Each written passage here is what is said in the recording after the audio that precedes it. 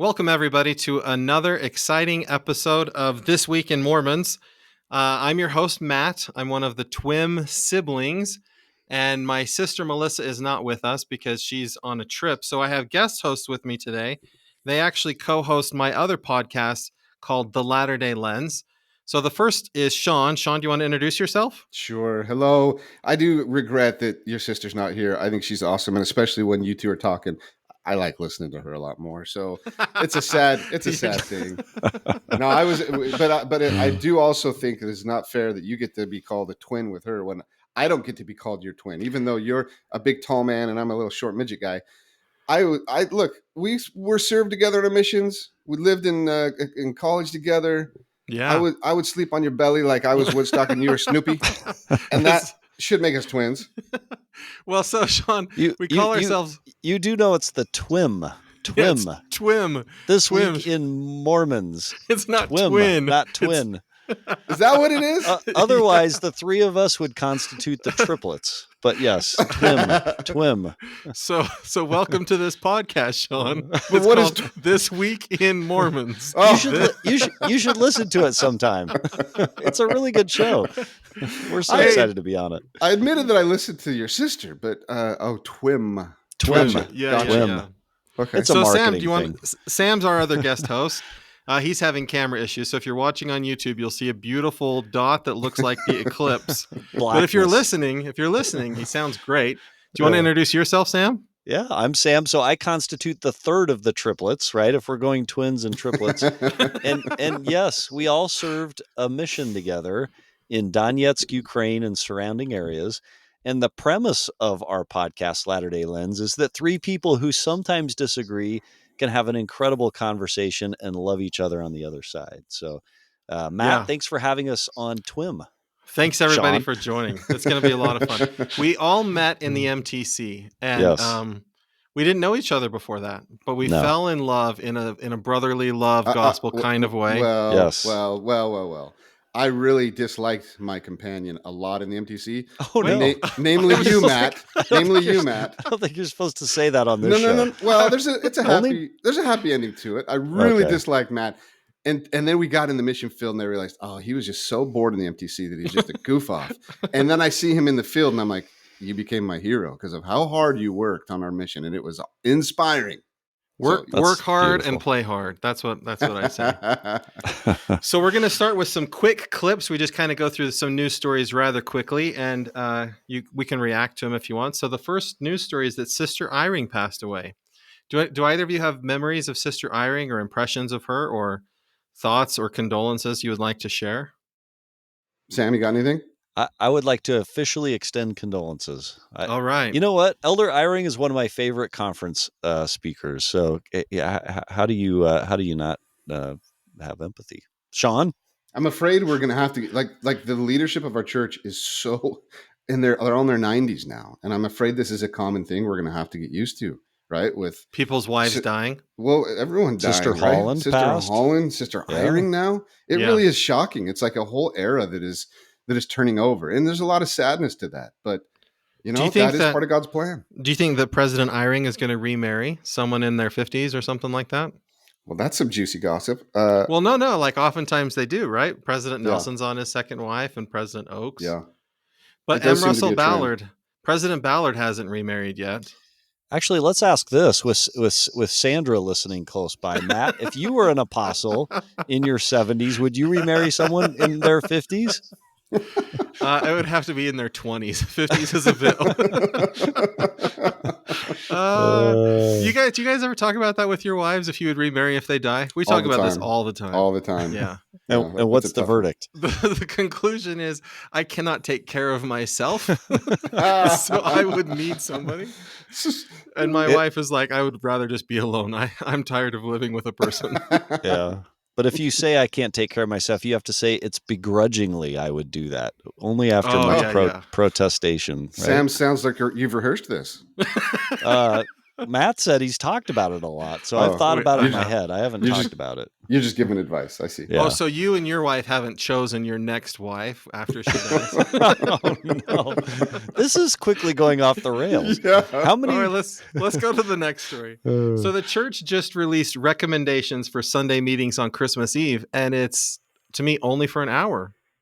Is Hey, that? I have a question about that. We're the Church of Jesus Christ of Latter-day Saints. There are 2 times in all of Christendom when people go to church. It is Christmas and Easter. Mhm. Don't you think it's a paradox and slightly ironic that it's on Christmas and Easter when we peel back our church service to church light? Yeah. So what my ward does is we actually try to make it a missionary opportunity where we invite people who would normally not come to church, and we say, "Hey, it's Christmas. You should come to church. It's just an hour. It'll be mostly like church songs, Christmas Yeah. songs." So that's how our ward does it. But it is kind of Mm. weird that we're like, on those holidays, let's meet less than normal. Yeah. I still remember in Ukraine, Sean and Matt, I remember going on Easter one year. So not Christmas, but Easter. We did a deal with some investigators that we would go to their church if they came to ours. And a Russian Orthodox priest with a broom full of water took a double dip of holy water and sprayed it all over 2 Mormon missionaries who were standing there watching. Wow. So I'll never forget that, but it left a permanent impression upon me about the importance of those 2 holidays, Christmas and Easter. And I Well, agree that- with you, Good Matt. points. I think we could be more intentional about that day in the church Yeah. because going on that day is awesome.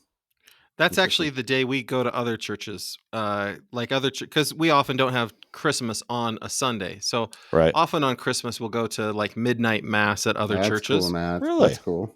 Yeah, and my kids hate it. But guess what? So do all the other kids that are there. So We did that on a cruise ship one year. We went to midnight Catholic mass on a cruise ship, a Norwegian Cruise Line cruise ship on Christmas Eve. It was awesome. wow, did they splash you with holy water on that? They did not, but funny story. This was a Christmas cruise, and the character in the role of Santa was slightly intoxicated that evening. So it was ironic being at mass with. It was not the best Christmas. Sam, that is a magical portrayal Yeah. of Christmas on a cruise. For All right. anyone curious, do not go on a cruise ship over Christmas. You will Yeah. not find your ward. You will not find a good sacrament service anywhere, unless it's brought to you by Murdoch Travel. Matt, is Murdoch Travel a sponsor of this show? No, they're not. You just gave Oh. them some free advertising. Brought to you by if they're Murdoch still- Travel.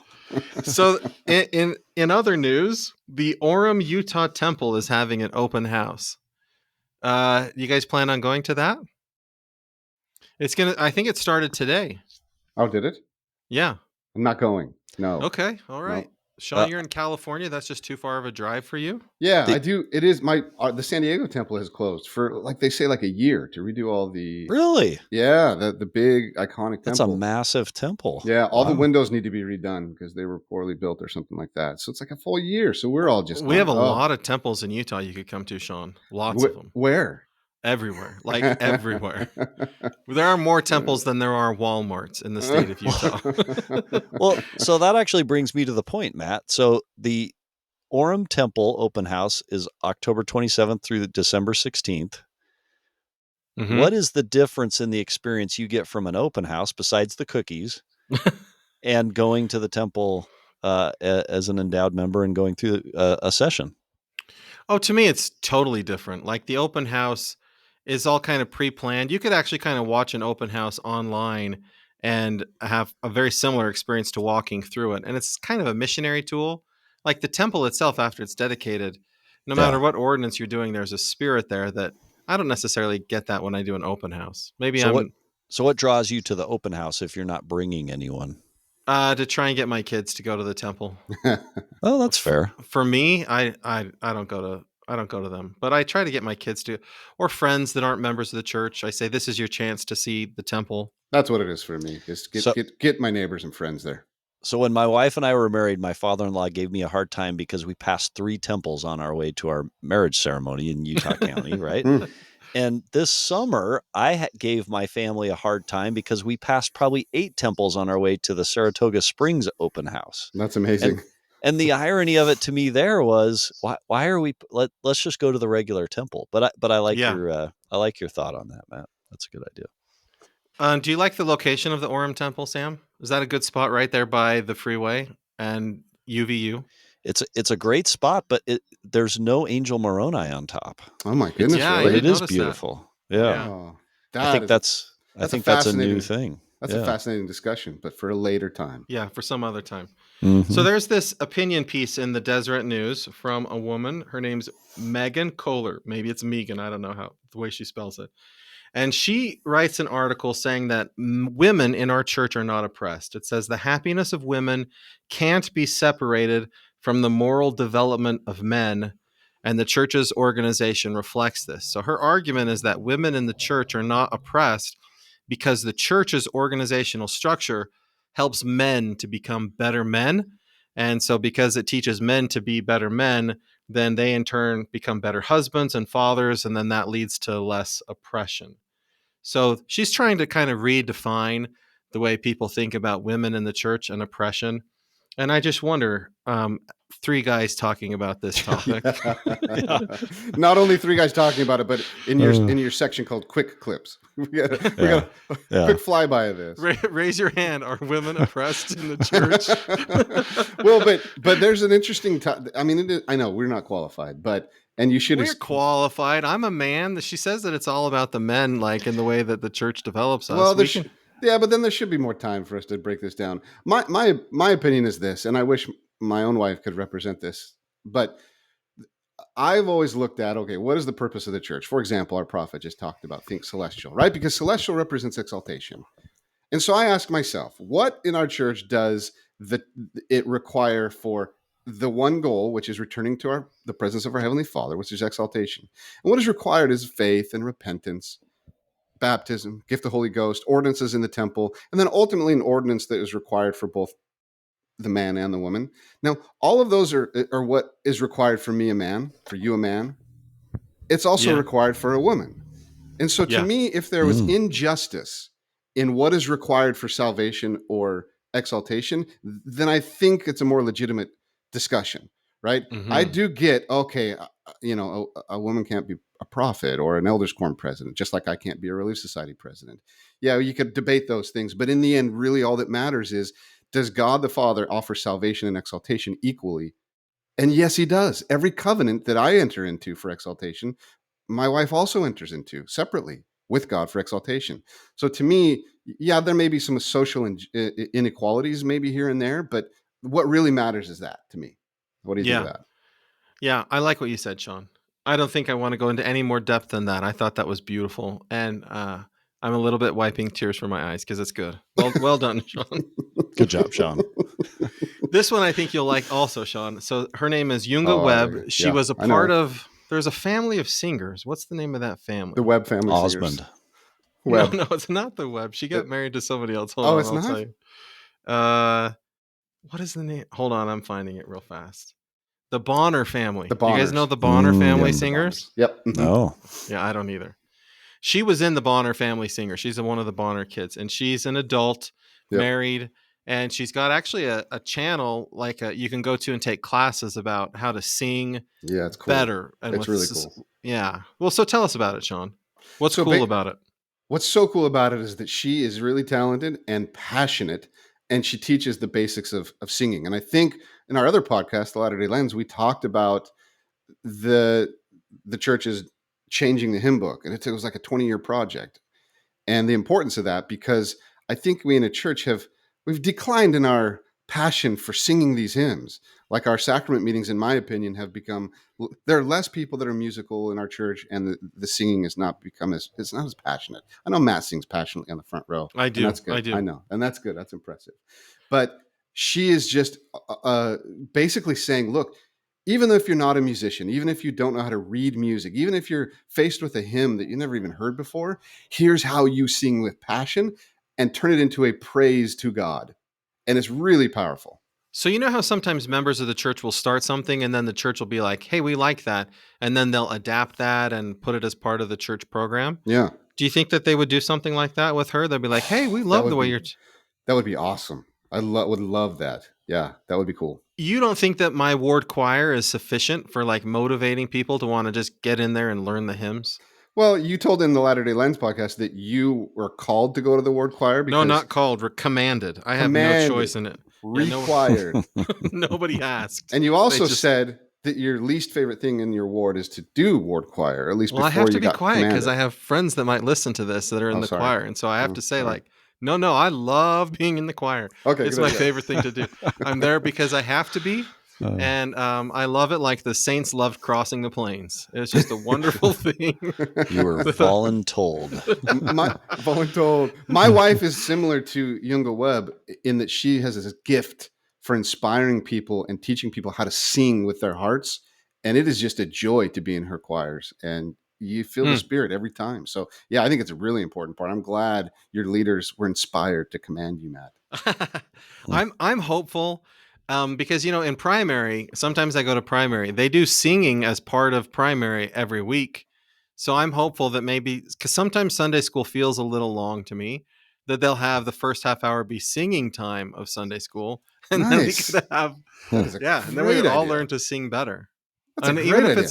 even if it's Yunga Webb's like video DVDs that we just work through that process or something like that. I know I said DVD and nobody has those anymore, but except for church buildings have DVDs. Anyhow, if anyone from the church hierarchy is listening, you should consider this advice. You should like take it up the ladder, let them know like Sunday school could have a singing time component, and I would be in favor of that. That would be cool. Sam, you have an amazingly nice bass voice. Do you sing? Do you sing loud with the hymns? No, I'm voluntold every now and again. But I will tell you, we talked about this on our other podcast. There are times in life when like a church leader or someone in your orbit will inspire you to sing more. We got that at the MTC, right? Yeah. There was no better experience than singing at the MTC, singing in places on the mission. That was incredible. Mm-hmm. Our family has gone to Nauvoo and been part of the pageant many, many, many times. The leaders that taught us hymns and songs as part of that. I mean, it was amazing. And then there are those moments, probably Easter and Christmas at church when, either a choir pops up and you really connect with the hymns. So I think it's an important part of worship, and I think it's a neat way. I think anybody that could add to that'd be pretty cool. Yeah. All right. So our last quick clip is Bonnie H. Cordon is going to be the new president of Southern Virginia University. That's awesome. Do you guys know what Southern Virginia University is? It's in Southern Virginia. Yeah. It's a church school. It's kind of like a BYU light, but it's sponsored by private individuals. Yeah. It's not a church school though, right? That it's church themed, maybe? Church. It's not church sponsored like BYU is, but it's boosted to the point where it's very close to church. Is it kind of like the Joseph Smith paper project where the church isn't, no, really, where the church isn't, they didn't do the Joseph Smith papers, but private citizens, they encouraged private citizens to do it so that it was an independent thing. Is that kind of how it is? It's all No. No. What is it? No, It's it was a private liberal arts college in Buena Vista, Virginia. The college, though not officially affiliated with a particular faith, embraces the values of the LDS Church, according to Wikipedia. So, and I think they compete in Division III sports. So that's big draw is young people who maybe aren't good enough to do Division I sports, but don't want to do no sports at all, like they do at BYU Idaho. They can go to Southern Virginia University and they can do Division III sports and still get a college experience in a wholesome environment. But is that where everybody from Rick's college went? When Rick's punted on, no pun intended, when they punted on college sports, did they all go to Virginia? There are a lot of young people I know that from Rexburg who go to Southern Virginia for the sports. But Matt, if it's not church sponsored or owned and it's not encouraged by the church, what the heck is it? Is it just LDS leadership and they encourage students to go to institute. So instead of having religion classes, they have like a strong institute program. And I think they have a devotional that students go to, but it's just trying to say like, if you don't want to go to a church school, but you do want to be in a good environment, like supportive of the church, then go here. Yeah, but is it like because the board of directors is all LDS and they're like, hey, we can. It's the board Yeah. of trustees. Yeah. Oh. So if you go back to the early 2000s, the board of trustees were made up mostly of members, according to Wikipedia. And I now see. their new president is a former Yeah. general authority. Gotcha. So Gotcha. it'll help them attract more students. Cool. That's Okay. exciting. We have a fun segment on This Week in Mormons that I love to do. It's called Famous Mormons. Now, if you know the answer to this, I do. don't spoil it. Okay. Oh, let's you see know if the Sam answer? knows. Let's see if Sam knows. Okay, so this is the Major League Baseball playoff edition of Famous Mormons. So maybe people don't know this, but there's the Major League Baseball playoffs are happening. There's 4 teams left. Can you name the 4 teams left, Sean? I'm We going to got the guess Houston. Astros. Okay, good. And they have a player for their team. His name is Jordan Alvarez. So he's one possibility. You have the Philadelphia.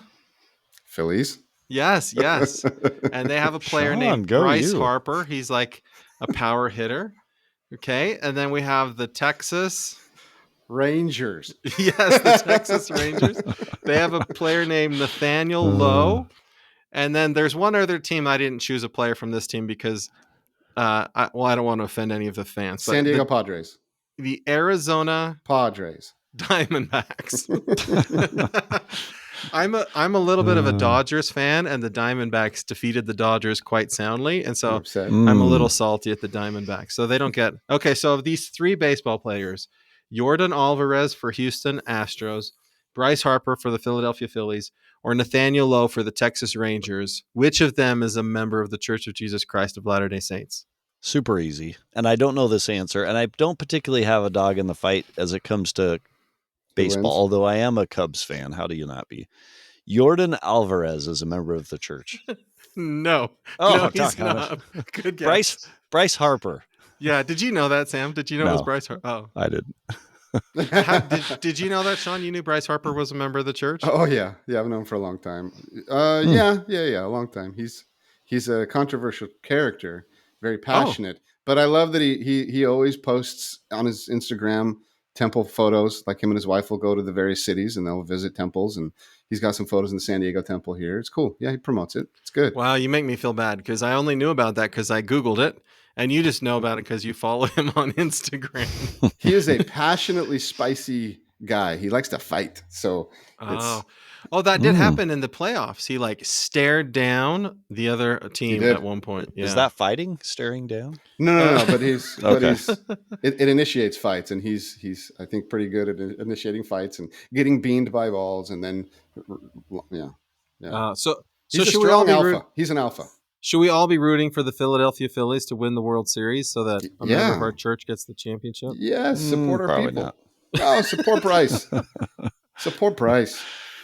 Okay, well, hey, that was a fun segment. You guys are way more fun to do that with than Melissa. Sometimes Melissa isn't as fun. Okay. The next segment, big deal, little deal, no deal. So the way this works is we're going to read a headline, and then we're going to say if we think it's a big deal, a little deal, or a no deal, and then we'll talk about the story. So I'm going to go first.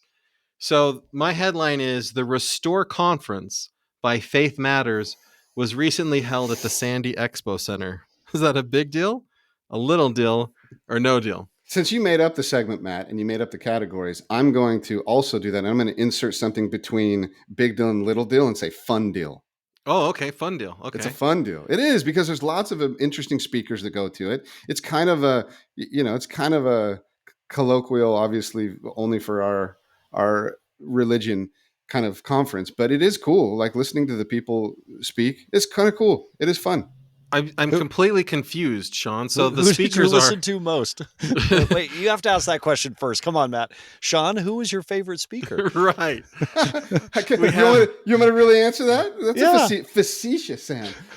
How about Steve Young? Okay, Steve Young. How about Steve Young? Or how about Steve Young was somebody I recognize their name. Sean, I see you're reading a list. You're Googling. I know what you're doing. Hey! But you're hiding behind the camera. He's stuttering. I have this list in my head. Okay, so the Utah governor is there. Yeah. Steve Young is there. Tom Christofferson's there. Is the brother of Todd Christofferson. The I've heard him Givens are speak. there. The Givens are there. Yeah, Tyrell Givens is there, and his wife. Tyrell. Was it Taro? Yeah. So what is the purpose of this? Are we talking about church stuff at this conference? Guess who else was there? The daughter of our mission president. Was she really? She covered it. Yeah. And her husband spoke at it. Now you're going to change your tone there, Okay, well Sammy? now I like it. Now that it's both somebody of you.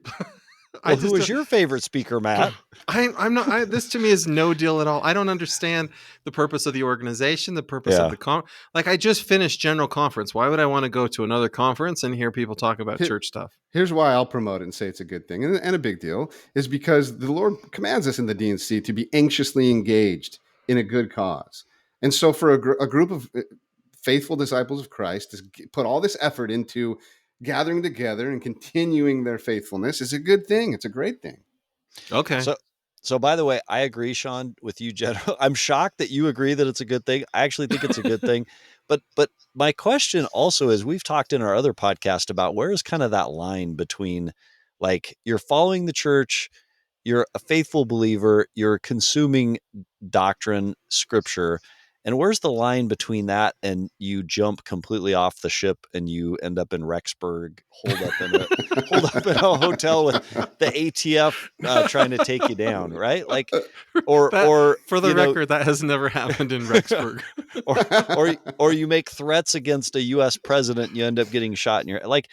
Where's the line between faithful observer and crazy? And there is a line, and I don't know where it is. And it's probably not Faith Matters, and it's probably not the Restore Conference, but it's probably worth a better. We should do that as let's do that as a podcast topic in a coming week on priestcraft. What is priestcraft, and what does it lead to? And now along this topic, Sam, I'm just going to point out, just as Sam is a good man, listeners. He is the guy on our podcast who gets a lot of emails in saying, hey, wait a minute, I have some issues with what Sam has said. Wait, you can't bring up my past here. You got to bring it up there, not here. Okay.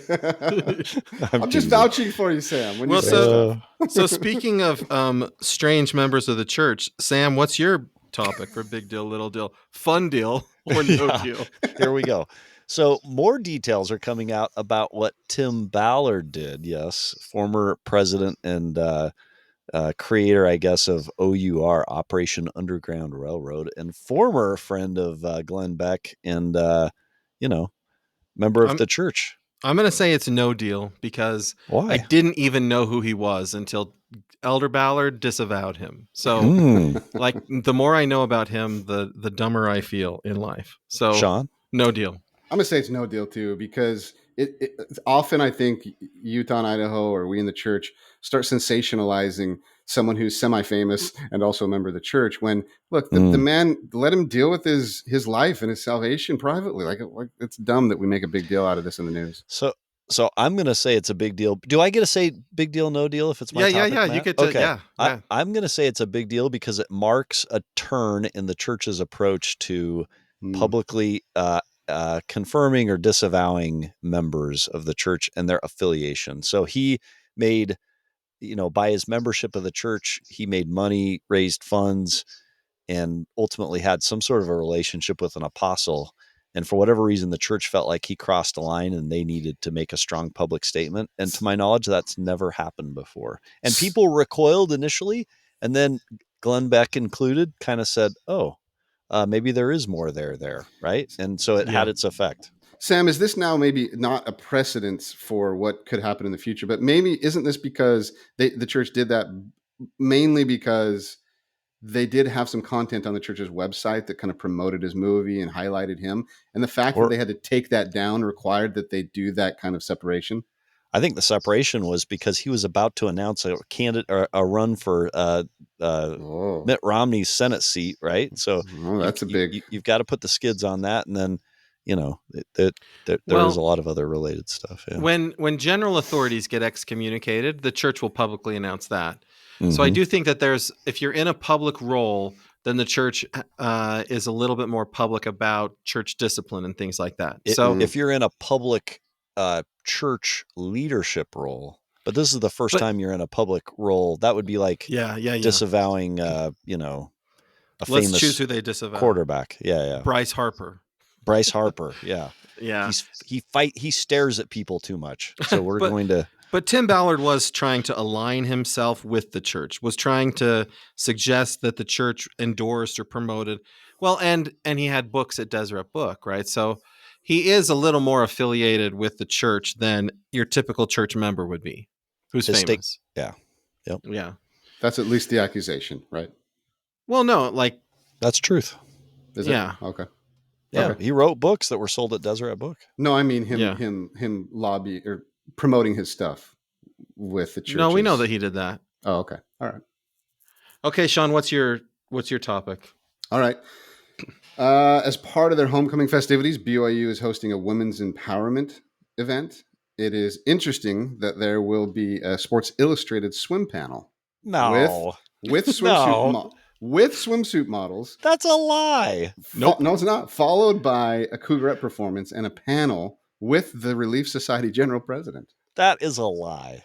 It may be a lie. Sam, It's not a lie, but is it a go big to deal? their website. Go to the BYU website on Oh that yeah, link. it's all over. Wait, in 2020 we put a man on the moon, and Sports Illustrated doesn't even have a Sports Illustrated thing anymore. And that's a big deal if it's true, but I think it's not true. I'm going to It's the link true, now. Sam. What?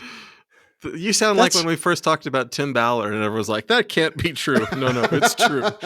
That's How- that's horrible. How is it empowering women? Again, I don't know that we're qualified to discuss this, but No, we are having the qualified to swim- discuss that because men consume that sort of stuff. That's terrible. like, what do you say if you're the General Relief Society president and they say, we're going to have you on a panel about women's empowerment, and you're like, hooray.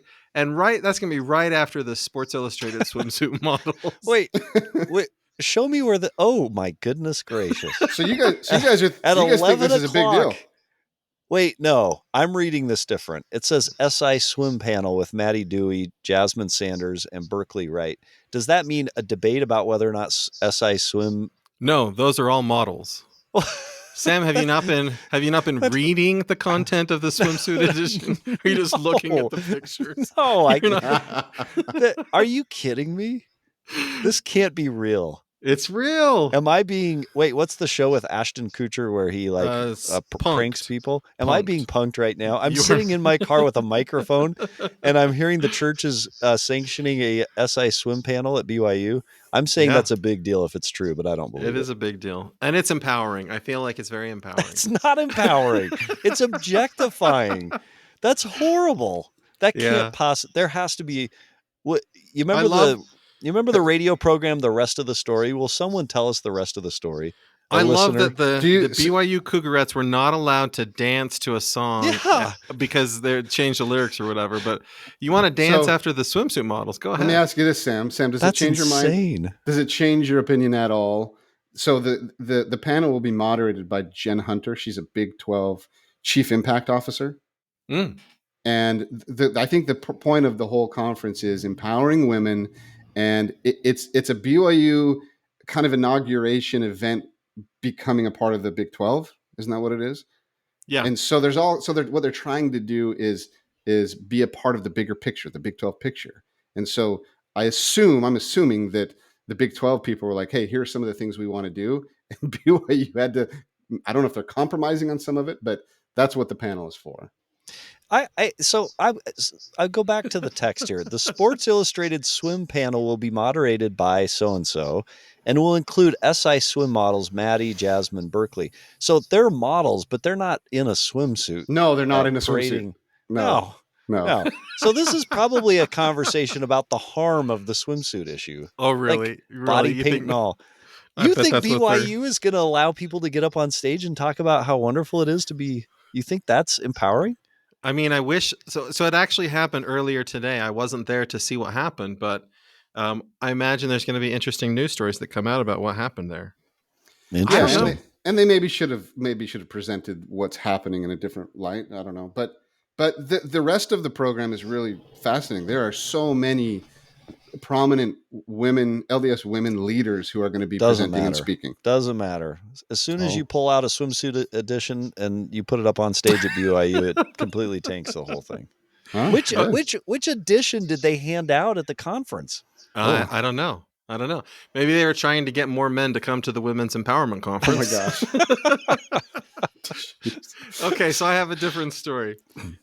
These men say that their Utah therapist touched them inappropriately during sessions paid for by the LDS Church. Mm. Big deal, little Oh, deal, or no deal? Or fun deal, Sean. You could say fun deal. not a fun deal. No, that's the opposite of a fun deal.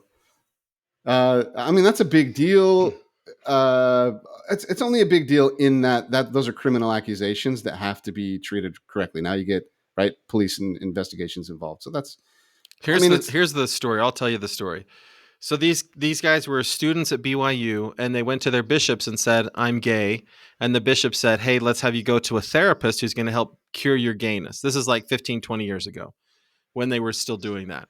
And the therapist actually happened to be a bishop. And the students would say, "Well, I don't have money to pay for that." And so the bishops would say, "Well, we'll pay for that out of like fast offerings or whatever." And then the therapist was like sexually abusing them. And so now they're suing the church saying, "Hey, the church sent me to this therapist that sexually abused me, and you guys are liable for what happened." Wow. Is that? So Are there no? Yeah. Go ahead, Sam. I say it's a big deal because it marks also, like, I'm into all these like mark lines, I guess, like the beginning of something, the ending. Like the church vends certain services out to other people. So yeah. in this case, counseling. So can they vet those counselors, and can they ensure that whatever counseling is happening is consistent with what they want to have happen? And then ultimately, are they responsible for the outcome, right? Like we've seen, I forget the name of the two ladies that were arrested for child abuse in southern Utah. Ruby Frankie, and yeah. Similar situation. One of them counseled a lot of people in the church. So, And so the church would say, "We don't vet people. That's not our job. We just have a list of possible people you could go to, and you can choose who you want to go to." But this student says, "I didn't have a choice. I was told by my bishop to go there." Right. Yeah. Okay. So, yeah. I think it's probably a big deal just because they need to figure out how to create separation in that. And maybe it's like if you're referred to counseling by your bishop, maybe there's a waiver, maybe there's like some sort of a, hey, here are your three options, pick one. I don't know. Okay. I don't know. Never thought about that. All right, Sam, you have the next story. I have the next story, and the next story is, I was so fascinated by that one, I skipped right over mine. One moment, please. No, I don't. I have the next story, Matt. Oh, Sam does. No, Sam does. Okay, here I go. Sean, quit taking my story. Oh, this sorry. is mine. And I'm not giving it back until I've read it. Okay, here we go. Latter-day Saint leaders issue statement calling violence in Middle East abhorrent. That's the word. But Rabbi Avremi Zippel said that the statement from the church leaders missed the mark because it didn't mention the terror experienced by the people of Israel. So this rabbi, who is in Utah, I believe, said that the statement missed the mark because it was devoid of the word terror. So the church should have used the word terror. Matt, big deal, no deal, or? I'm definitely not saying fun deal on this one. No. I'm going to say that this is no deal because the church is always vague in their statements. And so, somebody complaining that they're not specific enough in their statements, that's nothing new. Yeah. Sean? Yeah, I'll agree. No deal. They're being politically correct. Yeah. And I agree with that. With a global church, when you actually have really good friends on both sides, that it may have even been intentional. Yeah. Yeah. I mean, I like the LDS, the leaders' statements on that. I like that they condemn violence and that they try to promote peace. And there are no winners in these kinds of horrible war events. So I understand why the rabbi didn't like it. But guess what? I've got a whole list of things the church said in statements that I wish they were more specific about. And I'm a member of the church, and they don't care what I think. So I think they care. The rabbi doesn't get to have more clout than I do as a member of the church. So it's no deal because they don't care as much. It's no deal because your opinion isn't valued enough. I love that. That's a great answer. I want more attention. All right, Sean, you got our last story. I can't believe you make me introduce this story. Yeah, that was intentional, Sean. That was exciting. Sure it was. You wanted me to have a visceral and passionate reaction.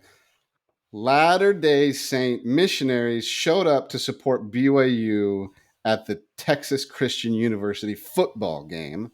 Yes. And took up much of there were 44,000 fans there. BYU got blown out in an embarrassing way. And section 416 on the west side was full of LDS missionaries serving in the Dallas-Fort Worth mission. This is a fun deal, Sean, an appropriate and a fun deal. This is what missionaries should be spending their time doing while they're on their mission.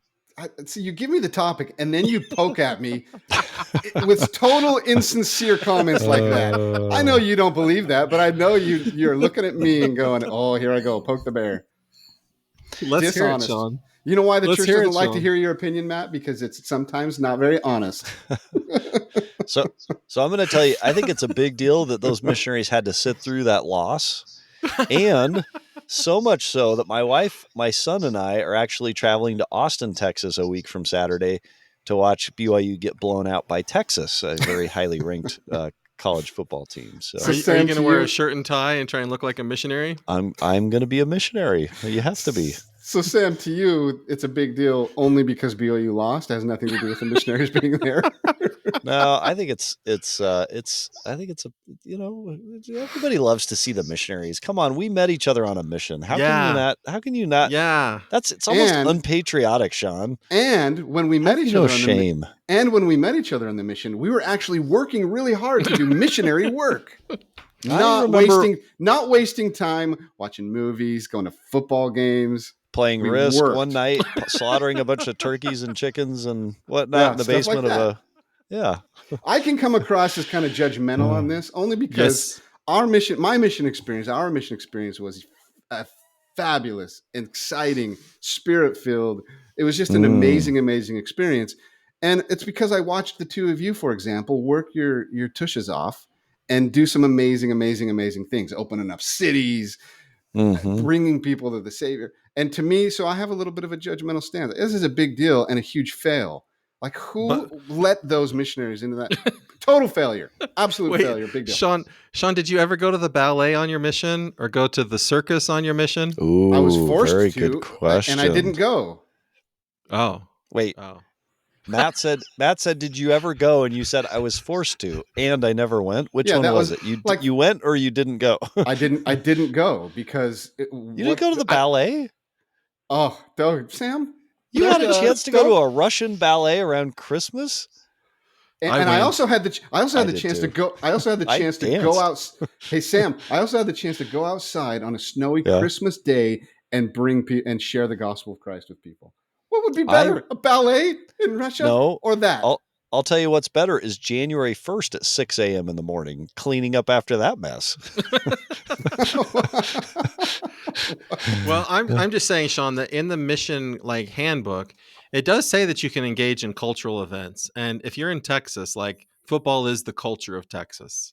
It helps you to relate to other people by going to Texas Christian University. So what better place to watch football and relate with people, teach and preach the gospel than at Texas Christian University? Yeah, that was the intent of it, Sam.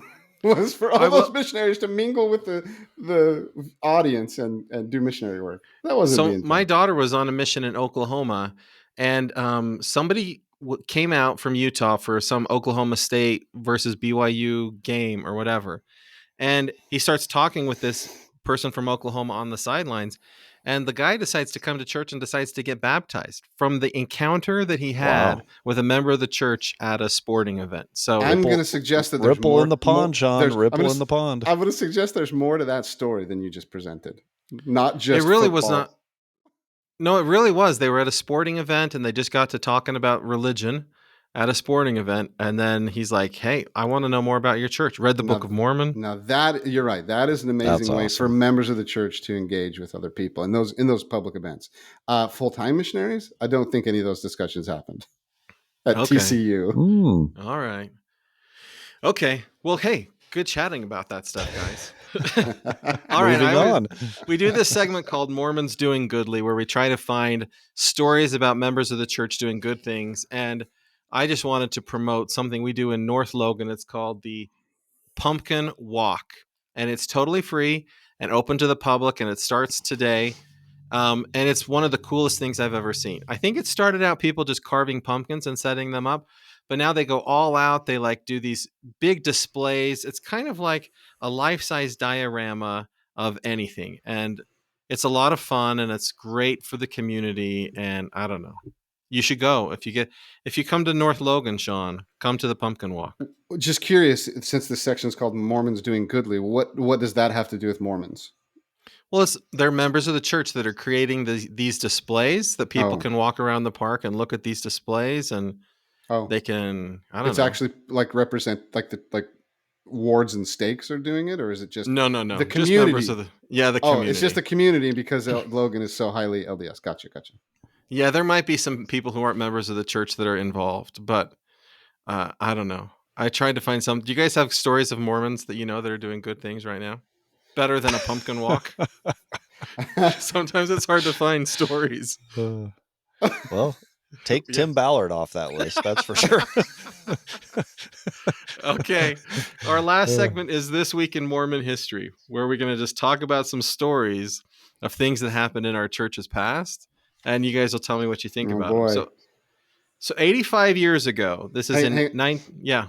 Can I preface this, Matt? I think you're also picking at me for this too, because we have a debate going on in the other podcast, The Latter-day Lens, about the accuracy of journal entries and historical Oh, documents. that's right. And so That's just as a preface, you're presenting stories that come from journal entries, and you're assuming that they're true, and we're supposed to discuss them as if they're true.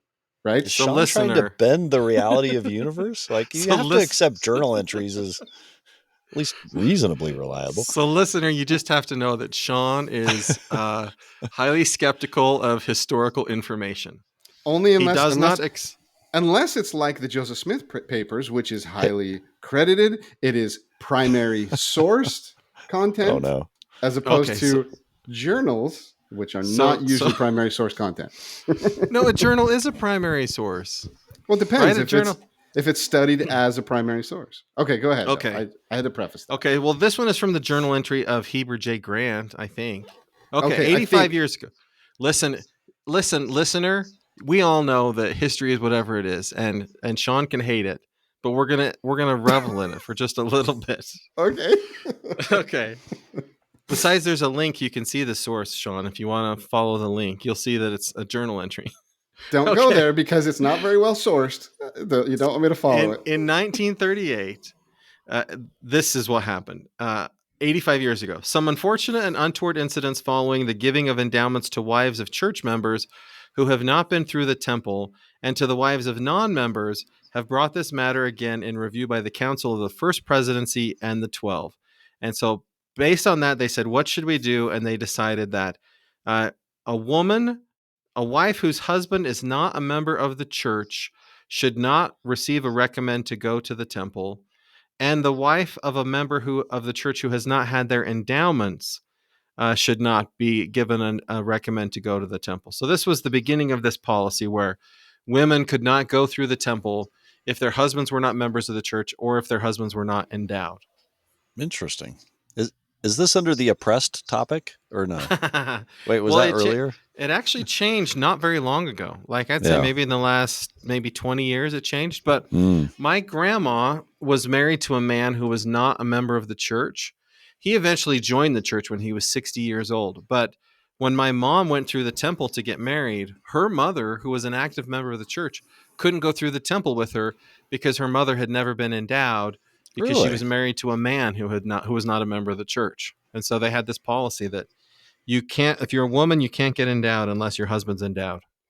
You know what I love about this journal entry is it shows in the arc of history how things ebb and flow, and how something was once one way and it was removed not by some massive stroke of revelation, but just through practical consideration. You know, people started getting sealed even though they weren't married, right? And so they started to pull that privilege back for a practical purpose and make it to ensure continuity. I think that's kind of a neat glimpse into history, Sean, even though you may not totally accept it.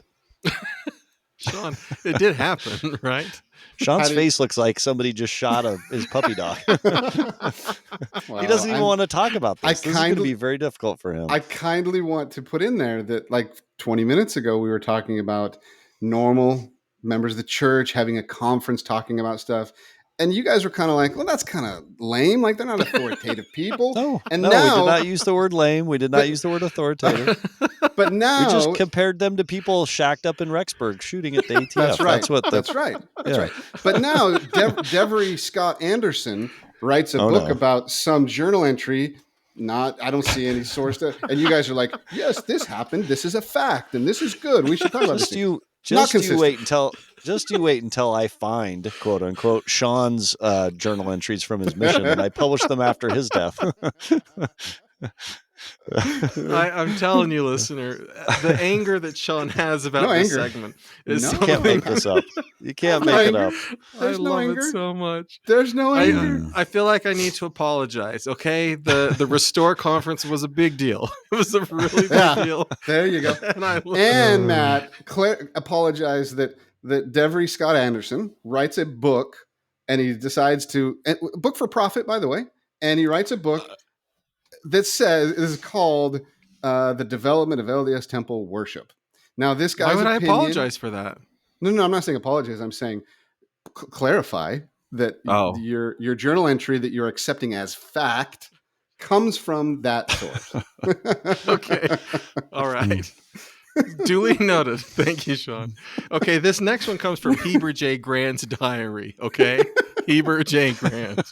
Prophet. And he says, this evening in company with Chaz W. Penrose, I called on Brother Joseph F. Smith, and we talked with him regarding the necessity of our people paying $25,000 to the Democratic Fund to aid in the election of President Cleveland. Oh, that can't be true. He was decidedly in favor of our doing so. See, Sam's on my side now. He's questioning your historical citations.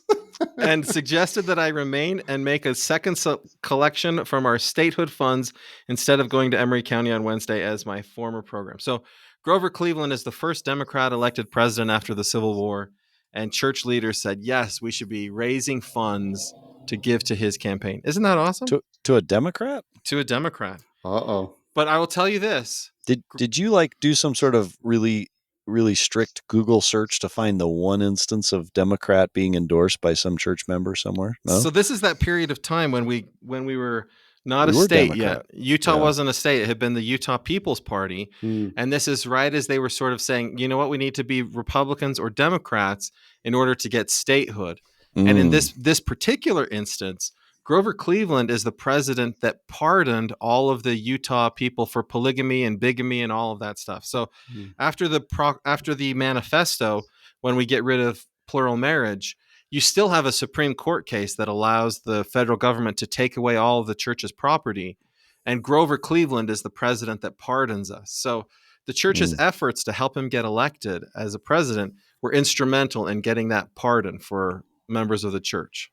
So this was a political move to gain favor with the federal government. Yeah. I love that the church is getting involved in politics back in the day. I think they should do it today. Why isn't the church more involved in politics today? Isn't it tax status?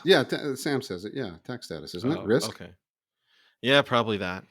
Okay, now Sean, this is from maybe a secondary source, so maybe you don't want to believe it, but it's just a fun story. Like this segment's supposed to be sort of fun. I've got lots of fun stories that I could tell you about stuff that may or may not be true. I got lots of fun stuff. But it has to be this week in Mormon history. It has to be.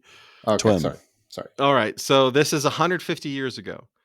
The Salt Lake City School of the Prophets discusses the practice of Patriarch John Smith and others who ordain infant boys to the priesthood. Second Counselor Daniel H. Wells said, some had ordained children when they thought that they would die. This had been a comfort to some parents, though there was no law or revelation given for or against it. Consequently, he could see no harm or wrong in having it done. Neither could he think there was any particular virtue in it. What do you think of that? That sounds like a Mark Twain ending. Neither could he think there was any virtue in it. Yeah, right. He's like, Doesn't it? I don't see any harm. I don't don't see see any harm. good. Yeah. So Kind of a dumb yeah. idea, but you know what? If it makes him feel good, I'm all in favor of it. Kind of flies in the face of accountability, but it works. Yeah, isn't it interesting that in the Book of Mormon you have all that stuff against infant baptism? Yeah. And so we're not going to baptize them, but well, let's ordain him to the priesthood. Like if it makes you feel better, sure, go ahead, make him a deacon. This is 1873, right? Still kind of Wild Yeah, West. yeah. So they were trying to figure things out, right? Yeah.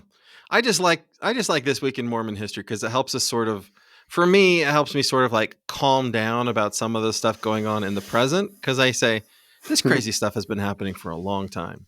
Yeah.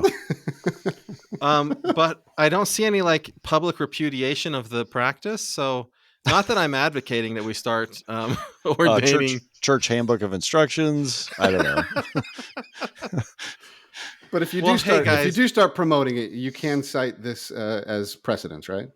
I'll say there was a journal, and they'll say, "Oh, seriously, you're going to do something based on a journal?" But yeah, it was a journal entry. Matt, that was a terrible impression of me. Hey, thanks you guys so much for hosting This Week in Mormons with me. Listener, we encourage you to subscribe to This Week in Mormons on social media. We're on Facebook /This Week in Mormons, on Twitter, or X if you want to call it that, at The Real Twim. You can always find all of us on our other podcast, The Latter Day Lens. And if you want to give us feedback, I imagine that we have elicited some response from some of you. You can email us at contact@thisweekinmormons.com. You can even leave a voice comment if you go to the website, thisweekinmormons.com. And of course, we encourage you to become a Patreon subscriber so you can get bonus content and other episodes.